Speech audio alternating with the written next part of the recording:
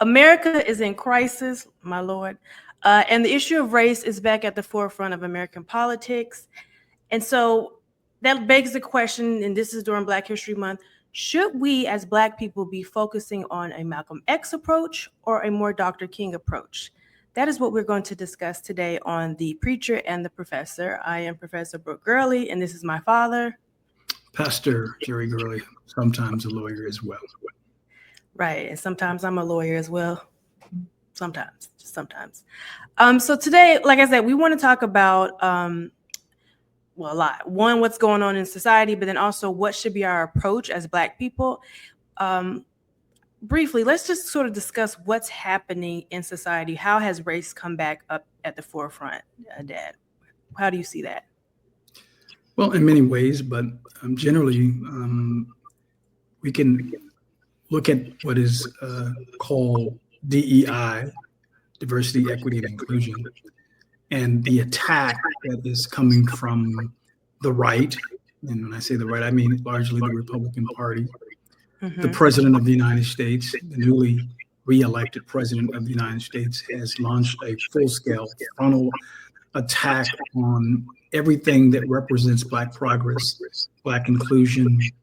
I mean, it encompasses more than Black progress, but let's face it, the impetus for civil rights laws in this country was about the issue of race. The issues of gender and other considerations were incorporated later. Yeah. But this is an attack on Black progress, Black empowerment. I think that's the crisis. We're seeing it at the national level. We're seeing it here in the state of Florida where I live, at the state level. And we're just, and to put it in spiritual terms, we're backsliding on our commitments that we've made. But hopefully we can get to the point where we talk today about the fact that this is really nothing new. Right. We've seen this story time and again in American history. Absolutely. And I would even add to that, before this sort of blatant anti-Black DEI efforts of the current administration, like you said, in Florida, they have these rewriting of history. They're trying to blot out Black history, trying to remove African-American AP studies. So you have this sort of wave, this anti-critical race theory, which has just been conflated with everything that's Black, even though critical race theory is something that you learn in law school and you don't learn it as a kindergartner. But this whole fear, and I think it's a backlash to what we saw in 2020 after the death of George Floyd, and there was this national uprising. Initially, people were like, yeah, whatever you want, we'll give you whatever you want. And we're like, stop killing us. And they're like, we can give you Juneteenth. That's what we can give you. And so they were giving us the moon, not what we wanted, but everything. And now there's sort of this recoil that we're seeing. And that's creating a crisis that's even more so than I think had there not been that 2020 wave. And so I think what the current administration is doing is just pushing that boulder even further, just sort of helping it go downhill. And let me say this, my suspicion is that they're pushing it for a dubious reason. And we've got to go back in American history, and I'm talking about to the 1670s when the Bacon Rebellion happened, if you know anything about the Bacon Rebellion. Mm-hmm. Prior to the Bacon Rebellion, you had Black people, you had Native Americans, you had white indentured servants. They were working together and they were figuring out that they were putting in all the work, and a few wealthy white men were becoming richer and their bodies were being broken and they were not gaining anything in the equation. And they got together and they decided that they were going to work together, working people who have actually common interests, not looking at the place where they come from, but their current height. When they decided to get together and to rise up during the Bacon Rebellion, then the white establishment came together and said, there's just too many of them, we're outnumbered, we've got to come up with a way to divide them. And really, the notion of whiteness came into existence in the United States of America around this idea that the powerful could divide the unsuspecting commoners who should be working together. And so wherever race has reared its ugly head in American history, you can trust and believe that it was a tactic, it was a maneuver so that ultimately the rich could continue to get richer. Right. And, It's a distraction, it's a diversion. and Derek Bell, who's one of these sort of foundational scholars of critical race theory, he has a wonderful essay. It's called Space Traders, and it highlights the fact that you have these different contingencies that really should be joining together to fight against the oligarchs, but because of concepts like race, they're divided, and so the Space Traders highlights that. But of course, they hate that in critical race theory because it highlights those things that you're talking about in the Bacon Rebellion. The Bacon Rebellion is a real event that happened in American history. But if we even move further into American history, further from that 1670, and we go to, of course, the civil rights cases of 1883, and Professor, you know something about that. In fact, you've lectured on and spoke on that and taught on that. So let's talk about how what happened in 1883 is hauntingly familiar with what's happening today. Well, before you go to 1883, you have to go back to 1866, which is when the first Civil Rights Act was passed, and then the Civil Rights Act of 1875, which imposed criminal liability for people who were depriving people of their civil rights, right? So then what happened with specific Black people. Black people, yes. I think it's very important for us to understand that, right. that the heart and the mind and the soul of the civil rights laws were to protect Black people. The formerly enslaved, even more specific, because you had this case called Dred Scott out there that dealt with the fact that Black people were not citizens, right? Formerly enslaved, or the slaves were not citizens. So they're doing all this corrective work via the 14th Amendment, even though people out here signing executive orders. Right. But you have these laws after slavery ends that are meant to empower formerly enslaved, empower Black people. And so you have the Civil Rights Act of 1875 that imposes criminal liability for those who are violating the rights of Black people. And they sue and they take it to the Supreme Court, those who were convicted. They said, look, this is violating the Constitution. Congress doesn't have the power to do this. And the court agrees and says, that's, quote, there comes a time when Black people need to stop being the special favorites of the law. Now, what's remarkable about this is only 18 years outside of slavery. So the people who are the special favorites are people who were actually around during slavery time. So these are former slaves that they're telling you need to stop being the special favorites of the law.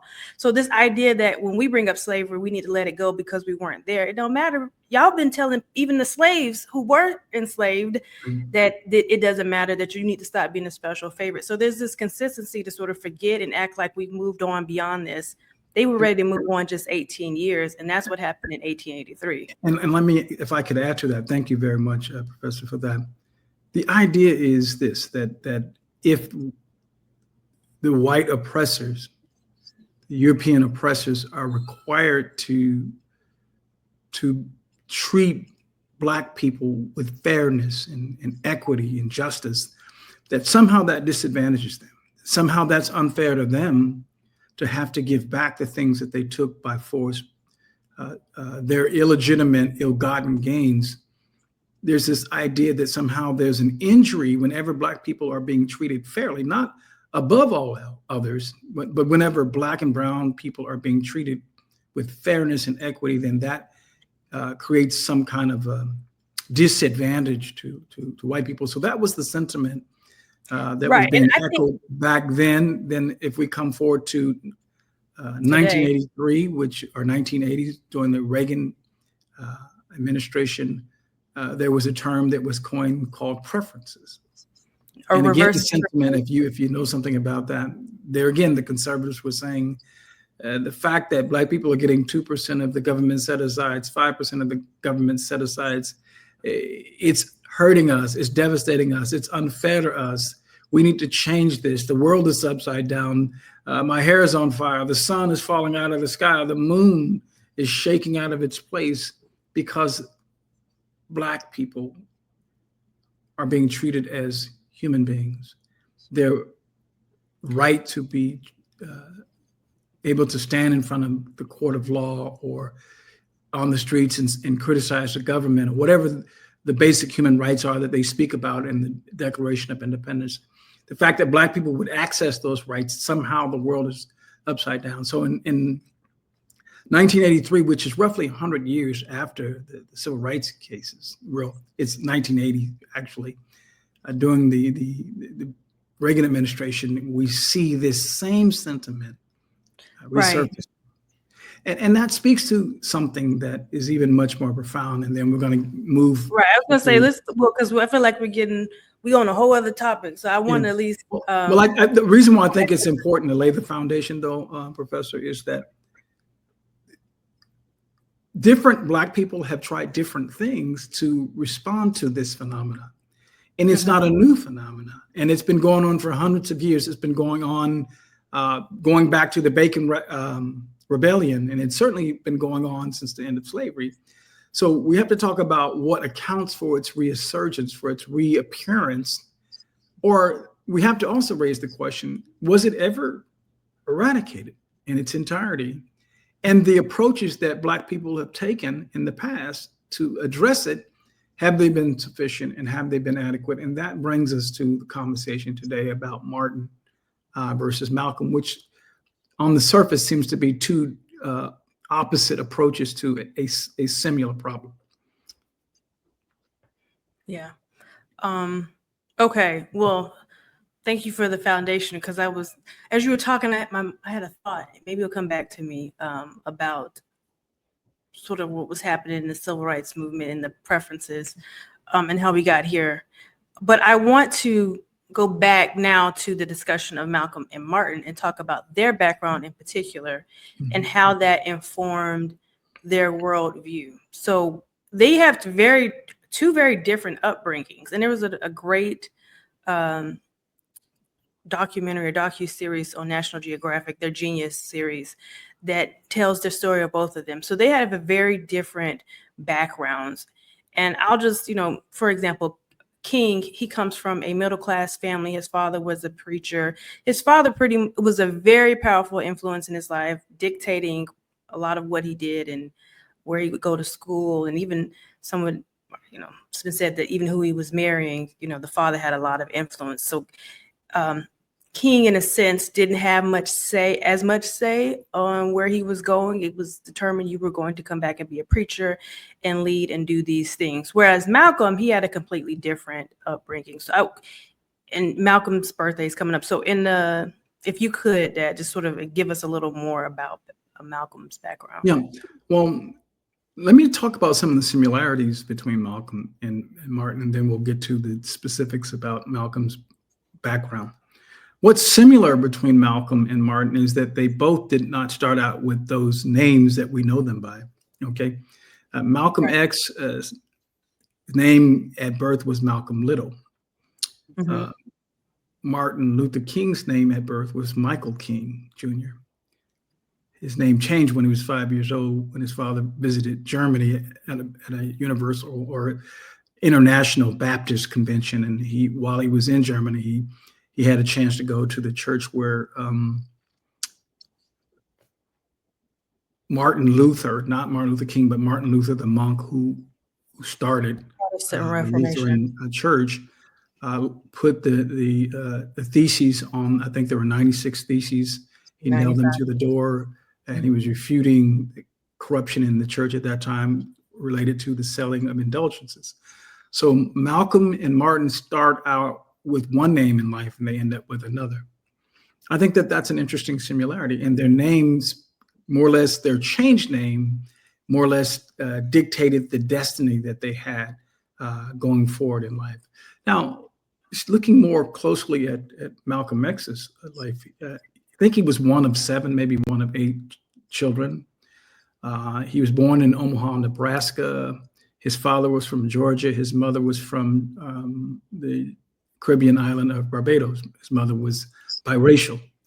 His mother was the product of an assault of a white man on a Black woman. So Malcolm's introduction to the issue of race out of the box was rough, right? And then Malcolm's father had 4 brothers who were murdered by the Ku Klux Klan. And that was further introduction in terms of what race was like in America. And then beyond that, at some point, Malcolm's father was outspoken, and he was warned by the local clan in Omaha. They moved from Omaha to Michigan. His father continued to be a man speaking about racial issues, and he was warned. I believe it's a Ku Klux Klan type organization called the Black Knights. They warned him, and mysteriously he ended up unconscious on the trolley tracks, and he was run over by a train. Many believe that, and it's likely that the Black Knights arranged that he was murdered. So now Malcolm has 7 siblings, or maybe 6.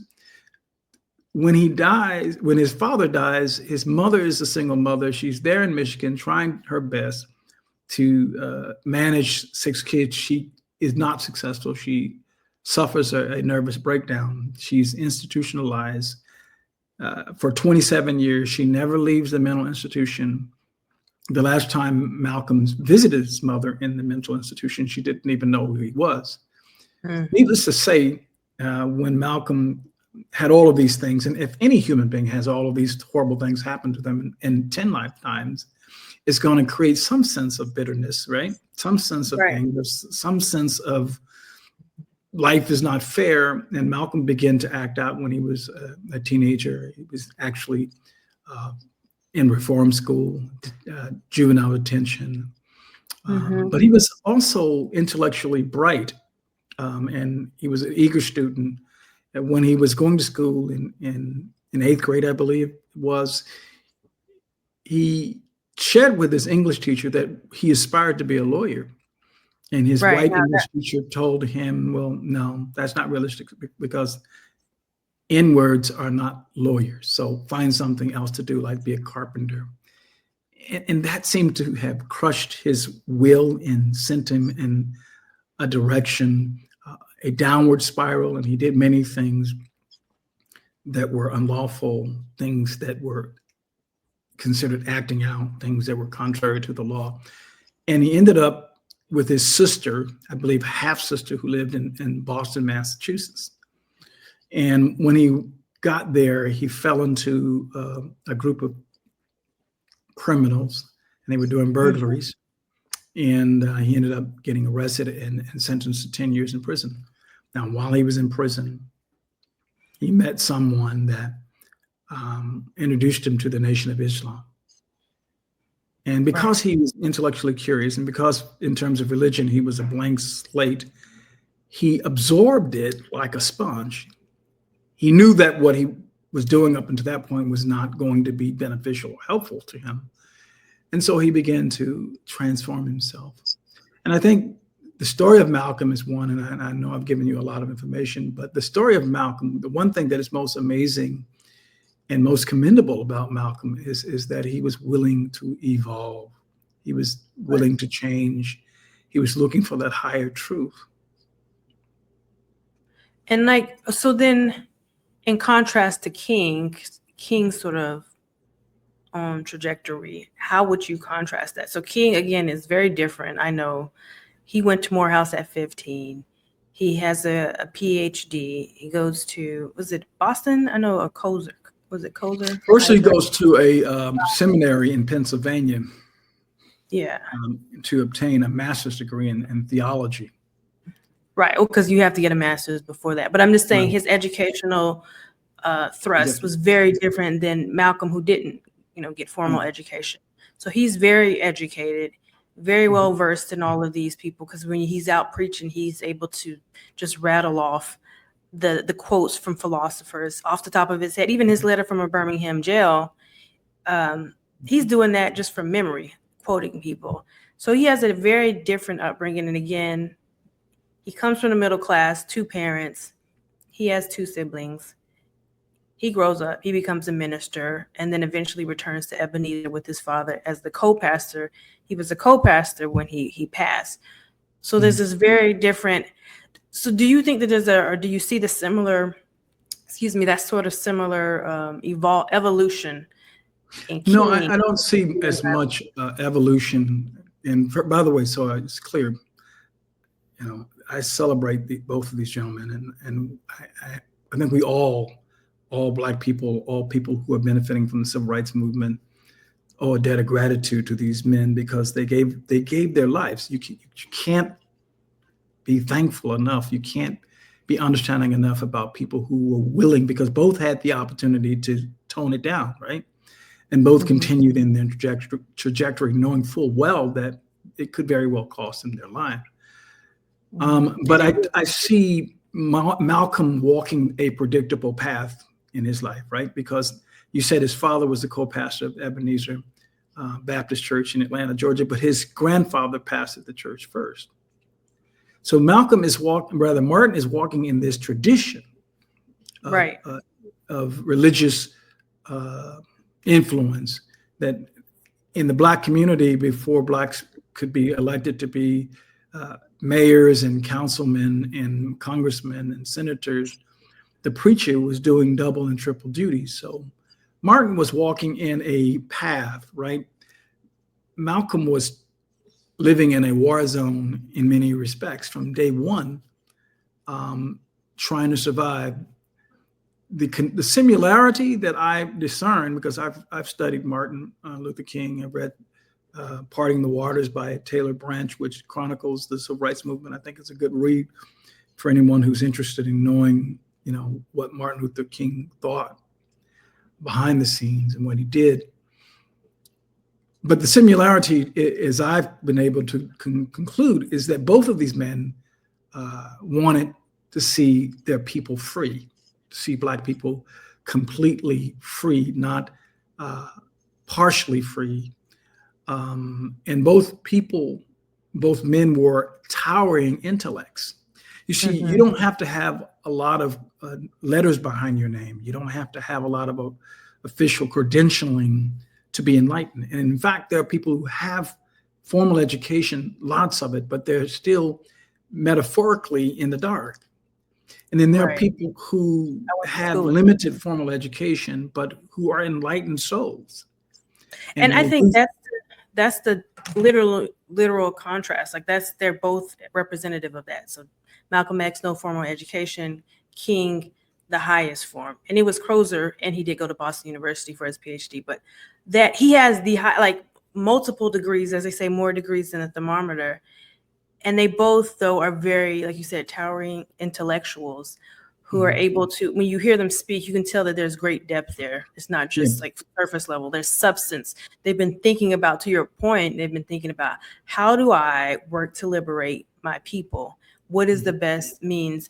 One, I have to understand where we come from, what's the pattern, and both of them, they in their own way sort of outline the problem as they see it. And now we can kind of move into their approach in the day.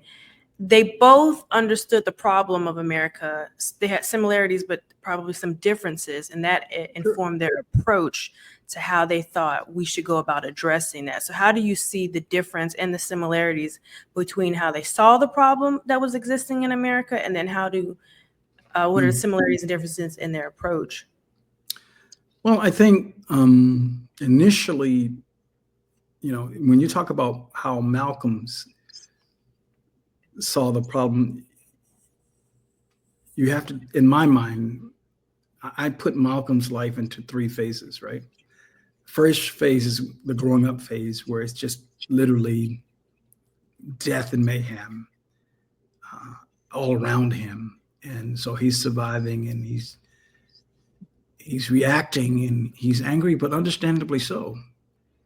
And he's reaching the conclusion that white people in general are not too good. Then he has his encounter with converts to the Nation of Islam in prison. And now he's going into this reflection and deeper thinking and tapping into something deeper inside of him and feeding his mind. And now he's like, I'm going to be a soldier in the army for justice, in the army to liberate my people. And he's not talking about physical fighting, or he's not talking about taking up arms. He's talking about being in a social and political battle and in the sense that the Bible talks about Christians being soldiers and fighting against spiritual wickedness in high places. He's coming at it that way. He knows that we're in a dilemma, we being people of color, specifically Black people. That's phase two. But he's convinced, because of the teachings of the Nation of Islam, that white people literally are the devil, that they're evil, that any plan related to the liberation of Black people has to be one of complete separation from white people. Because any interaction on a social level, personal level, is corrupting and contaminating. That is essentially what the Nation of Islam taught. And hence the term nation, because they saw themselves as a nation separate and apart from what we call the United States of America, at least philosophically and spiritually. So they very much were against integration and forced separation. But then after Malcolm X left the Nation of Islam, for various reasons, he began to explore what is the meaning of faith and Islam itself more fully. He traveled to Mecca, where he saw Muslims of all colors, blue eye, blonde hair, and it made him think. He was at the point where he thought a white person could not offer him any assistance. And if white people tried to assist Black people in achieving their political goals, he was suspicious. He thought somehow that was a plan. But in the phase of his life, he didn't feel that way. Now, by contrast, Dr. King was very comfortable dealing with people from different cultures. He believed from the very beginning and until the end that you've got to have friends in all places. You know, you have to have friends in low places and middle between places, and in high places, you've got to have friends who are white, who are Black, who are Jewish, who are Asian. Don't turn down legitimate help from any source. And so I think that was a fundamental difference in terms of how they initially approached it. There's some other differences, but I'll let you chime back in. Question. Oh, no, I was going to point out when you said that he was suspicious of white people, because there's a very famous story dealing with Malcolm, when a white woman who saw him speak, she's like, what can I do to help you? And he was like, nothing. You know, and everyone knows that, but they don't know the follow-up, how he says he later regrets that because of this progression that you're talking about, where he was like, you know, now I would say something different. And I think that speaks to, like you said, that evolution that he had in absolutely in his worldview. And so, yeah, King was always, you know, doing even interfaith things in his work and his efforts. Where they clash, though, because people, I think when you let me ask you, Professor, where did they clash? Well, I was going to say this. If you ask someone off the street, what do you think is the difference between King and Malcolm X? It's Malcolm X is by any means necessary. It's very pro-Black. And then you have, not that King isn't pro-Black, but King is nonviolence, right? So his idea is we will we will overcome them with kindness, you know, with love, and we'll create the beloved community. And we'll do that by being nonviolent resistance. So nonviolence for King isn't just simply, I am not going to hit you back. If you hit me, it's I'm going to the lunch counter, and when you try to remove me, I'm going to be a dead weight, right? Like I'm going to go dead. I'm going to make it hard for you to do whatever it is you're trying to do. I'm not going to so it's resisting in that way, but it's not resisting by like tussling. So there's some effort, you know, some kind of resistance. But let me contrast what you're saying before you go on, because you know I'm getting old. I might lose my thought. By contrast, what one of the quotes that are in my 100 quotes of Malcolm X is, he says, "If you have a dog, I need a dog. If you have a stick, I need a stick." You know, so he did not believe. I don't think even at the end of his life, and certainly the Nation of Islam didn't teach that pacifism was the way.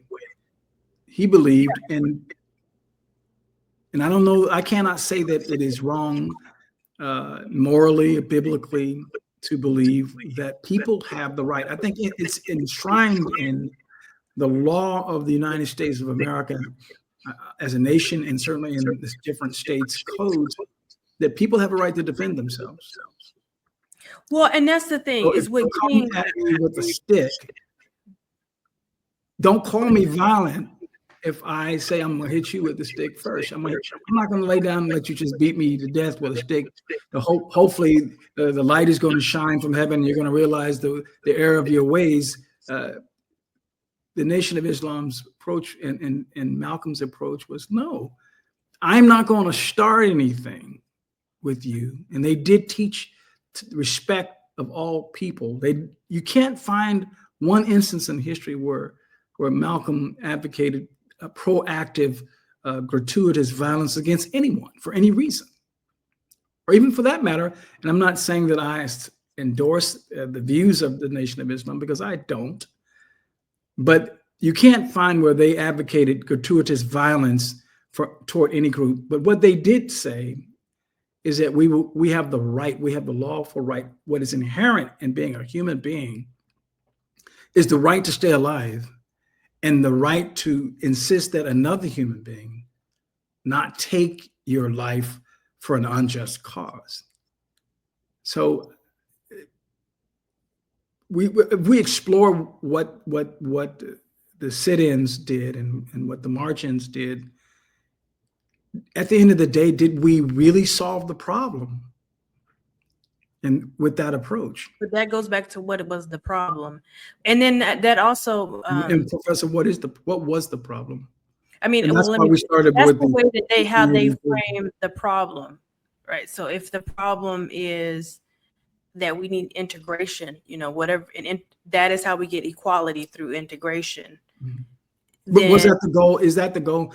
Let me back up. But that's a different question. I didn't say that was the goal. I said, what is the framing of the problem? I think for the nonviolent resistance movement, it is the idea that you have to have equality, and equality can come by through integration. That's definitely what you have with Thurgood Marshall and the Legal Defense Fund, what they were doing in their efforts, because they were going around case by case until they got to Brown, knocking off and undermining this idea of separate but equal, with the hopes of getting full integration so that you can have equality, instead of just going, for example, through the courts and asking, give us more equal. We can stay separate, but give us more equal. That's not what they did.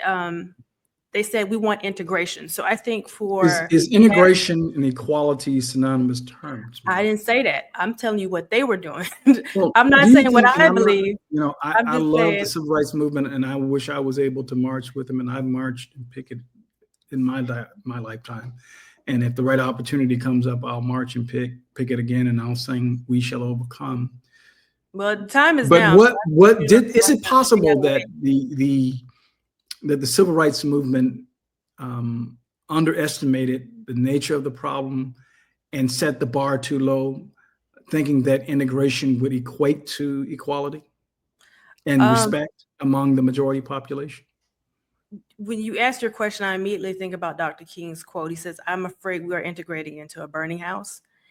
And so, but wasn't that the Muslims, the Nation of Islam's point of view from the beginning?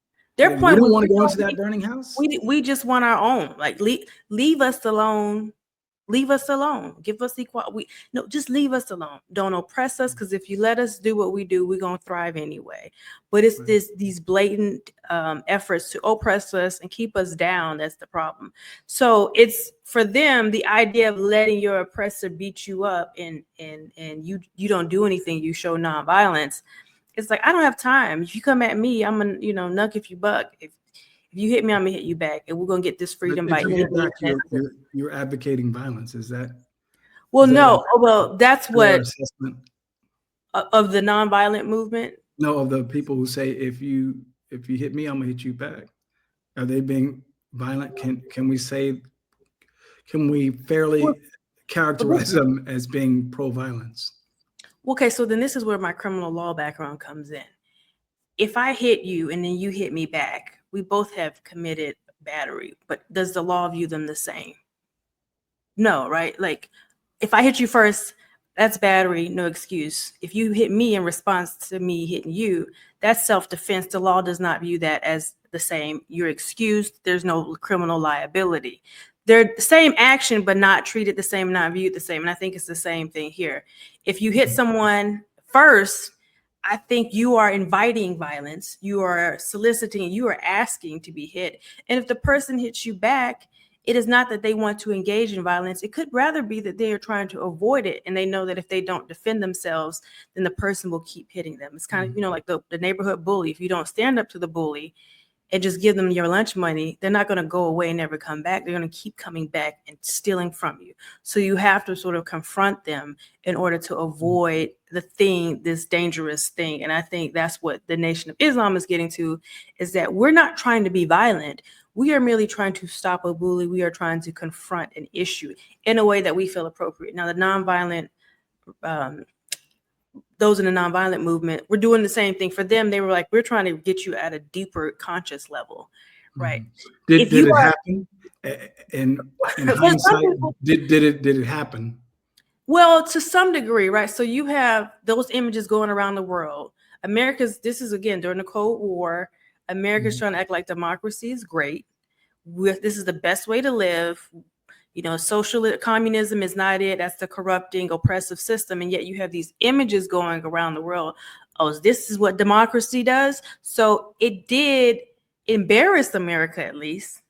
And so if nothing else, it embarrassed the American public. But I do think there are some people in society, I would like to believe that a lot of people in society mean well, want to do well, and they're unaware of the conditions that people face. So when they saw Black people being sprayed with water hose, being attacked by dogs because they're protesting for equality, for some people, I would hope that it sort of struck them like, is this what we want to do when they see all Bloody Sunday? It's like, is this really how we want our country to be run?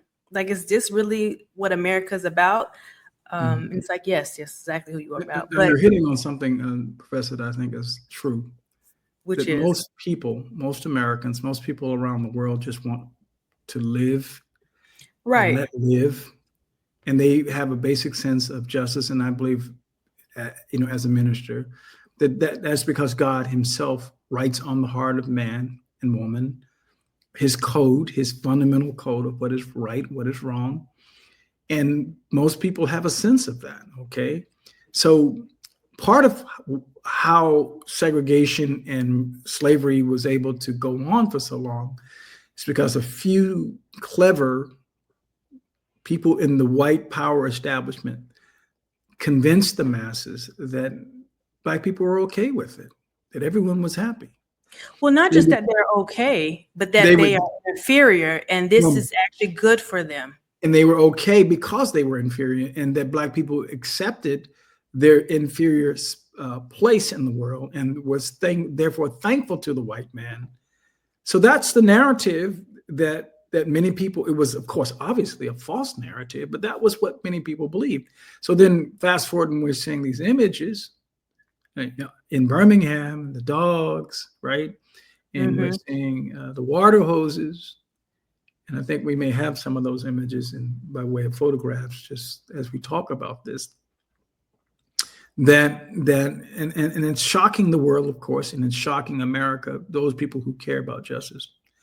But somehow we get away from the crisis point, and then we lapse back into the same behavior, which is why we're now seeing, once again, the same sentiment. Now, it's different nomenclature. When I say nomenclature, I mean, but isn't even the different nomenclature? Literally have special favorites in 1883 about so Black people.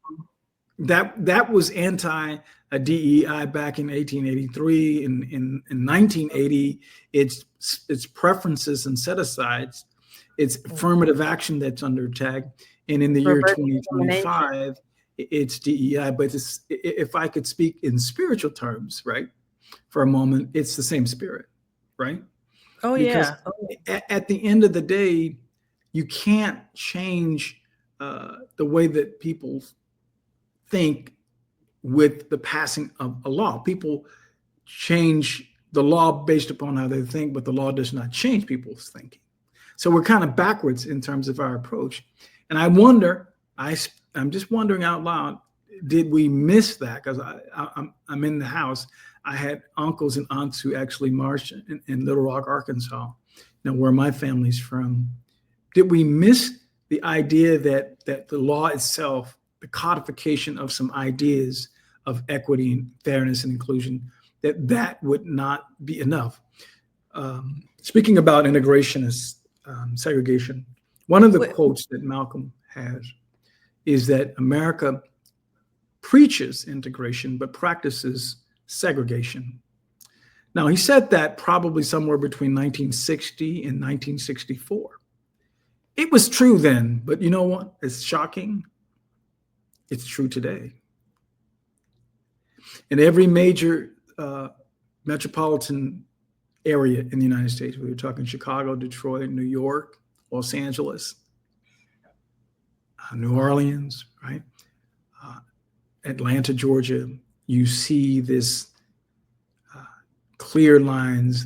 There's actually an entity, I think it's the University of Chicago, that produces these maps of cities. The white people are conveyed by the blue dots, and Latinos by the red, and Black people by the green. And it's so stark. Mm-hmm. We had the Brown versus the Board of Education in 1954, and the schools have never been more segregated, public schools. The Fair Housing Act of 1968 was passed. How long ago was that? Almost 60 years ago. Mm-hmm. But housing in America has never been more segregated. Have we overcome? Well, no. No. What did our approaches, Malcolm on one side and Martin on the other, and their approaches, and I'll speak more sharply about what I think on the surface, how they disagreed. But did either of the approaches solve the problem? The problem is not solved. I'll just go on the record and say clearly the problem is not solved. So the answer is no. So it can't, if the problem still exists, then neither approach solved the problem.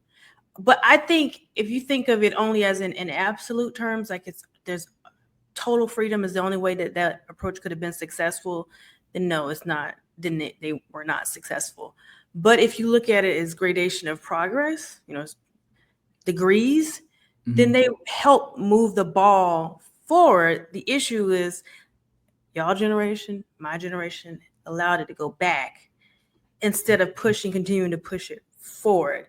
And so why does it have to be my generation though? I don't know why not your generation. I don't know why it had to be, because y'all raised us. Facebook too much. Y'all raised us, first of all. So I have people in my generation. My mother said on that Facebook page. So there are people in my generation who I remember they don't know what's going on because their parents, y'all generation, didn't want to teach that. They want us to be beyond race, thinking that they're helping us. But really, when you lose history, you don't have to tell. Well, no, you should tell people the history, not because you want them to be upset and angry, but you don't want them to lapse. I think people think, oh, we could never go back to that because they don't know that we have gone back to that. They don't know that there is a pattern and there is a cycle of these things. So I think that's the key word, Brooke. Cycle. Right. The word going forward as it relates to race in this country is there is a very distinct cycle of race. And racism, even seasons, as it were, of race. Mm-hmm. And right now we're in the wrong season and we're on the bad side of the cycle. We're in the bad side. But I think we have to, therefore, to get into your point of I think there's portions of each Malcolm and Martin's approach that we can use. So it doesn't have to be total nonviolent resistance. And it doesn't have to be, you hit me, I'm gonna hit you back, because I don't know if either one of them are sustainable within themselves. So we don't have enough people to fight everybody who fights us. No, we just don't have. If you're a minority, you can't. You don't have the numbers, right? A boxing match, right? If you're the minority, right? But then we have organizations that are hell bent on being violent towards us. You even have the Metropolitan AME that won the name of Proud Boys and their trademark because of they got that in the lawsuit. You have the Proud Boys saying stuff that is very, not even, subversively, but very overtly a threat to them. So you have people who are trying to harm us. So the idea of just laying down and letting them beat us up, you know, we've been beat up enough. Like, we're not going to do that. But I think there is something to the idea of hit them here and then maybe hit them physically. I don't know. I'm not advocating violence, but I'm saying there is something to hitting. Defend yourself. You have a right to defend yourself, but you have to do it. It's Every fundamental fight to ain't your fight. Every fight No. ain't your fight. If that's not so, then the basic tenets that are articulated in the Declaration of Independence is not so, because we hold these truths to be self-evident, right? Yeah, that all men are created equal. So the fight really is not for equality, because that's given, that's inherent, right? The fight is, I think, and this is part of how you win a battle, is by using the right language. Part of the weapons of social and political combat or interaction is choosing the right intellectual and verbal words, I guess, to describe your plight and to define your opponent. For example, in the 80s, in the 90s, when actually it was not the 90s. It was the second Bush administration, George W. Bush, not H, who talked about rich people and trying to justify and rationalize giving wealthy people tax breaks. He referred to them as the job creators. And we can laugh at that. That sounds simplistic, but it was actually pretty clever, right? Because no one hates a job creator, but everyone hates a barren exploiter of people, right? Similarly, before they came up with that clever language, the job creators, there was something called, in the Reagan administration, trickle-down economics. Have you ever heard that term before? Oh, yeah. And basically, again, what they were trying to do is get as much money to rich people. And the idea was, if you put enough money in rich people's hands, it'll trickle down to the lowest guy and everybody will benefit. A rising tide lifts all boats. But at the end of the day, the rich people took that money and put it in their pockets. Right. So, but the lesson is, sometimes the battle is won in terms of how you discuss, how you talk about your struggle. So then, and for that matter, the other side has been doing a better job than those that are standing for justice and equity, because what they've done is they've come in and taken equity and the movement hostage and said that they're the ones who are fighting for equity, right? And they're the ones who are fighting for equality, and they're the ones who are being done wrong. And there's a passage in the scripture that speaks to that.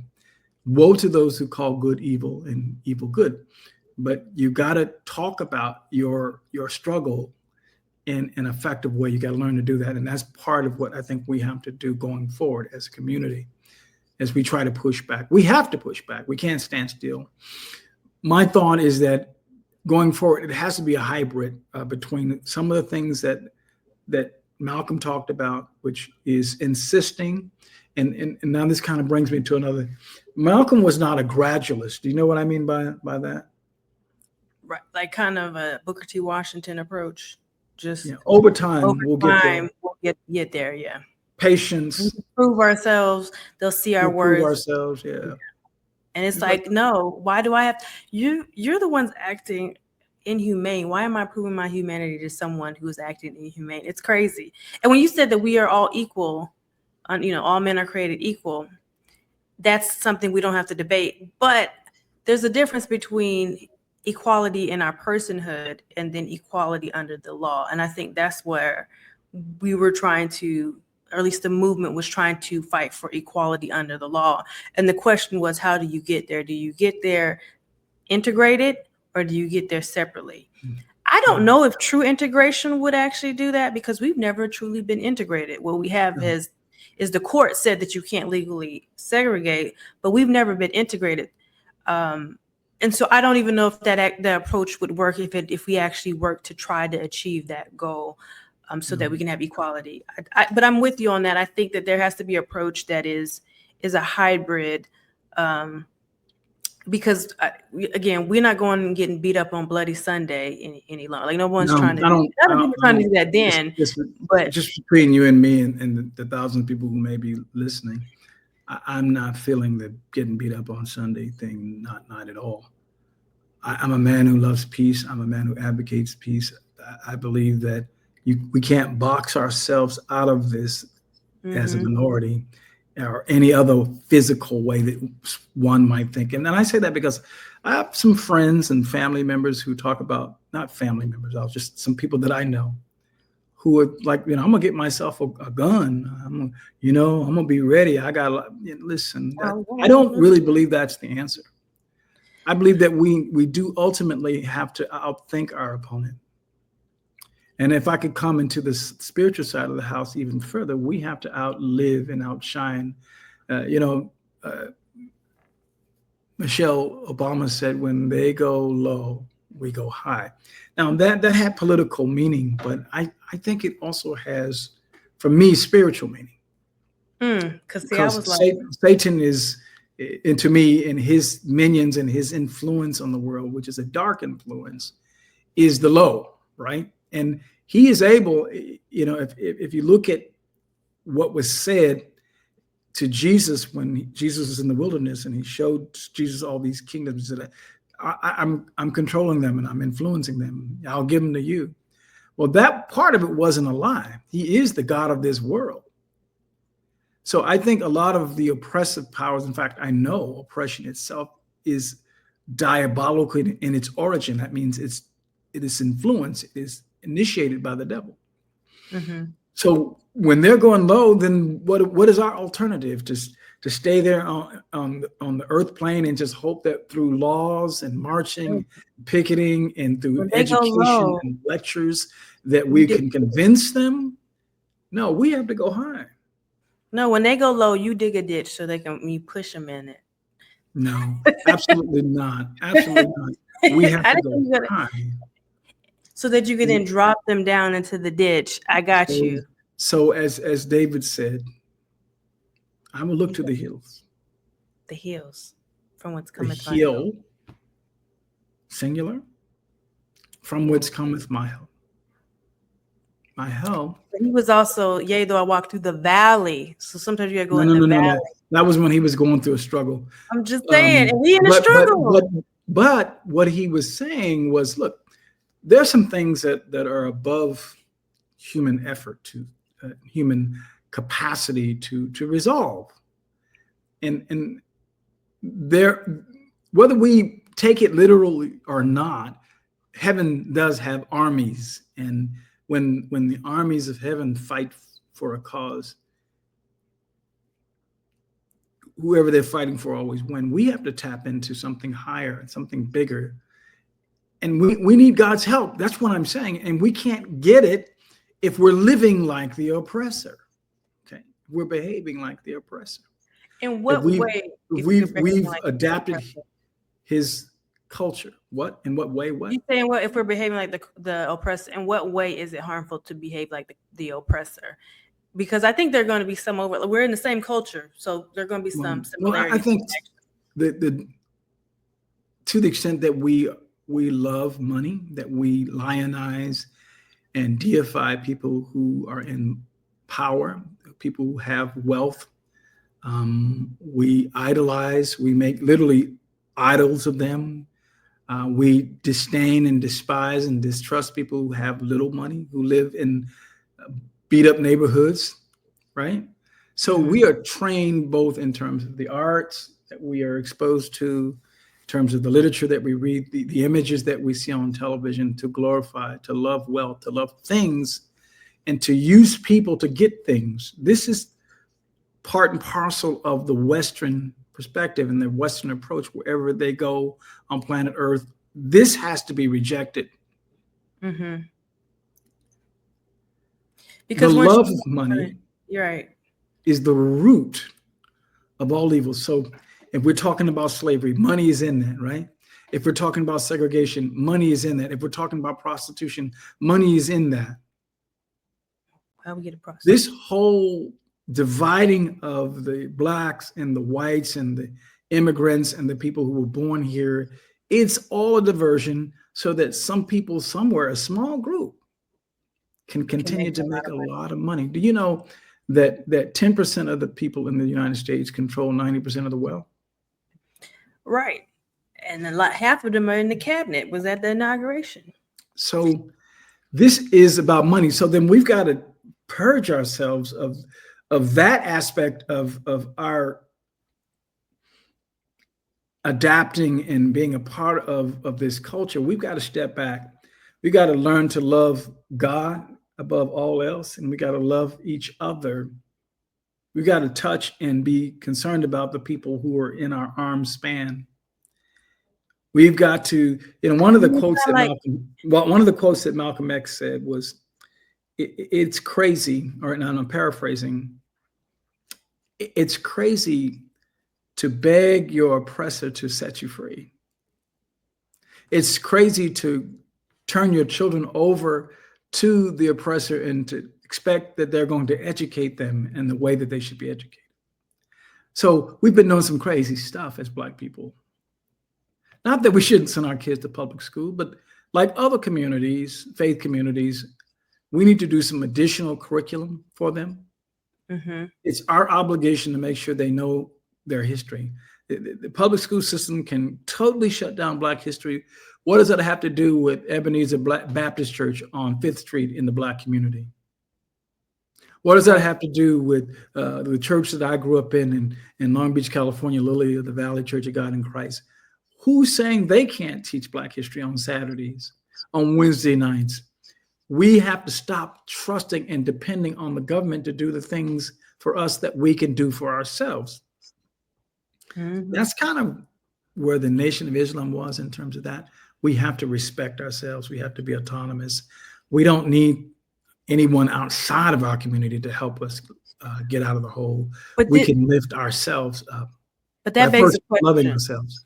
How do you, and this is where there's an issue with the Nation of Islam, how are you autonomous in another country? Does that not necessarily require you to separate? Like, how are you autonomous within an existing structure?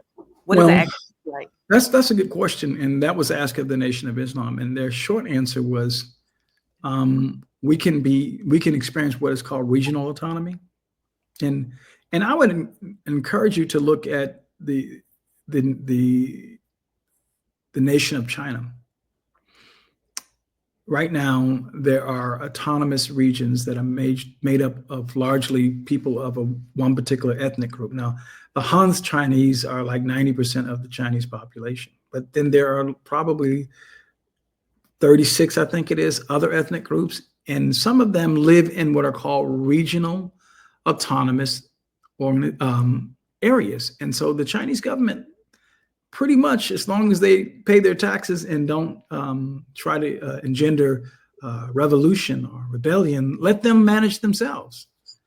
The Romans, the reason why their empire lasted as long as it did is that once they conquered the people, they said, look, you can keep your same government. You can have people, and that's why the Sanhedrin was able to do what it did to Jesus, because the Roman government allowed people that they conquered to continue to govern themselves to some degree. So the idea that you can have autonomy within a much larger nation, that's not foreign. That happens. That's happening in China right now. Actually, look it up, check it out. Don't take my word for it. Here's the problem with that approach, is that America brought Black people over here for cheap labor, right? And we're still being used for cheap labor.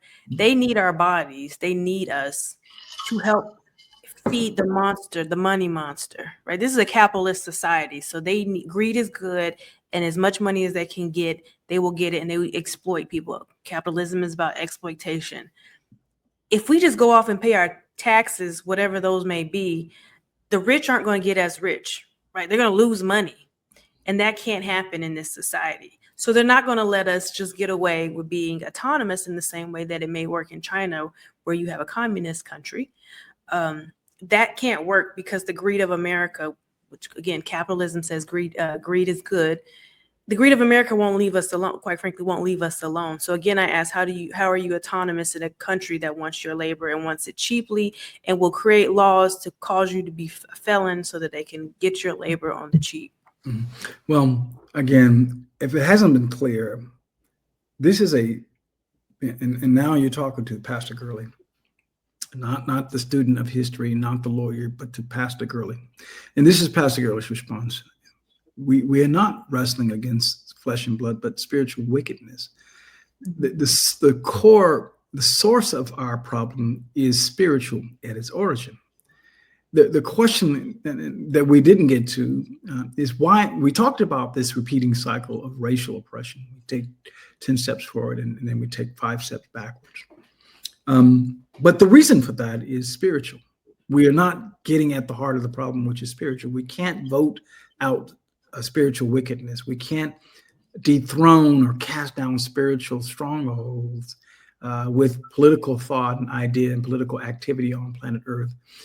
Jesus talked about, when his disciples tried to cast out demons and they couldn't, and Jesus said, "These kind, they don't go out by fasting and praying." And what he was talking about is that there is this hierarchy that Satan actually has of angels and structures and regions and so on.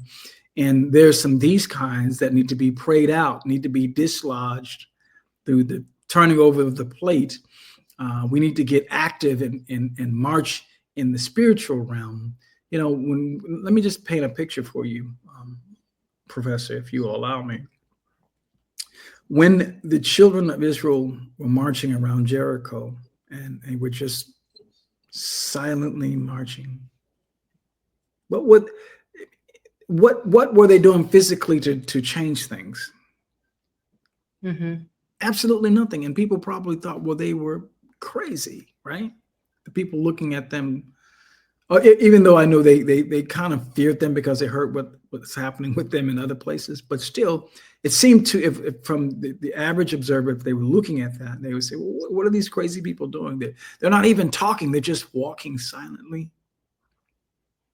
But what they were doing was dismantling something in the spiritual realm, because when we walk in obedience to whatever it is that God said do, whatever it is, no matter how we can appreciate and understand it with our finite cognitive capacity, when we obey God and when we walk literally in the way that he say walk, then walls have to come down because things are done differently in the spiritual arena. So, Brooke, the answer that Pastor Girley gives you is that we have to tap into something much more powerful than what we have on planet Earth. We have to walk in the way that God has ordained us to walk, and the walls of Jericho will come down, the Red Sea will part. You're telling me something that I don't dispute, that there is no plan really to ever incorporate us into the full realm of equality in terms of those people that are really pulling puppet strings behind the scene have their way. They will continue to exploit Black people and all other people, right? And and all other people, Hispanic people. Yeah. It's not just Black people that are being exploited, but it's poor white people, right? I mean, it's people who just don't understand what's really going on. But for us, this is a question that I want to throw out. So we've got to think about this deeply.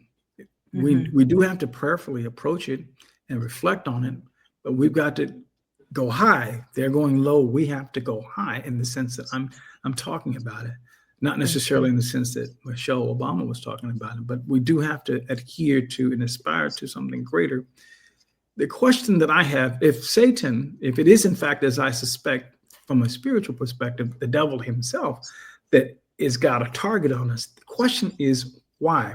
What does he know about us that we have not figured out about ourselves yet? Why are we such a threat to the devil? And my suspicion is, Brooke, that there's a great destiny that awaits us. We are here in the Western Hemisphere for divine purpose. And we haven't come to realize that that's the bigger picture thing that I see, And once we as a people collectively come to understand that, well, then no one or nothing will be able to hold us down. But we haven't understood that. We're still, in one sense, in the toddler stage of our very existence. We came in as 20 people on a Dutch ship. We weren't even slaves. We were somewhere between slaves and indentured servants. Now we're approaching 50 million. In one sense, in the biblical sense, we are a nation within a nation. What is God doing? That's the real question for Black people and Black empowerment going forward into the 21st and 22nd and so on century. What is God doing? Why are we here? What is it that he's planning to do in us that is so threatening to the devil that he keeps coming? He keeps coming after us in various different forms. You know, ain't none. I mean, that is the question. Mic drop. I feel like that's a good way to end with that question for us to cogitate on, right? To really marinate on and pray on, truly, because since we wrestle not against flesh and blood, and this is something that is happening in the spiritual realm as well as on earth, then the ultimate thing, and I think what you said, turn our place over, that's really what we should be doing first and foremost. And the answer will come and liberation will come because it's ultimately a spiritual battle. But I think that's the mic drop. I think that's a great place. I know you had we talked about some Malcolm quotes within this it. Is my mic. Yeah, we may get to that another day. This is my mic. Mic drop. I'm not gonna drop my mic. It's not, you know, it's not conducive. Yes. So thank you all for watching. Hopefully you all were inspired, and some of you will now go and turn your plates over. We should call a fast. We should call, I don't know, like one of these things, just call a national fast. But I'm getting ahead of myself. Like, we need to just pray. Like, everybody's freaking out right now. And I just think that why don't we just say for the month, because we're going into Lent anyway, during this Lenten season, we should fast specifically about this. I feel like it makes sense. So let's call a fast, and we can humble all pray. Ourselves and pray. You know, it's my people. And turn from our wicked ways. That's we can do that. We don't need Congress to pass a law. We don't need another presidential election. We've been doing some wicked stuff ourselves. We can turn from that. Yeah, I think we should call a fast. We can humble ourselves. We're not going to do this. We're not going to do this whole circle again, the cycle. No, I'm not with it. And I already told you, don't come over here socking me in the face and seeing if y'all killed the peacemaker. Don't come over here. Don't start nothing. There won't be nothing. That's how I think. Yeah, don't do it. Don't try me. Don't try Jesus. Try Jesus. That's right. All right. Look, on that note, we are done. Thank you all for watching. If you like this, please be sure to subscribe to our channel so you never miss anything. And please be sure to leave a comment. We would love to get your feedback on what you thought about this, and we will respond to it. And what do you think about the fast? So until next time, I'm Professor Brooke Girley, and this is... I am Pastor Jerry Girley, sometimes a lawyer. And I'm sometimes a lawyer too. Until next time, you all take care.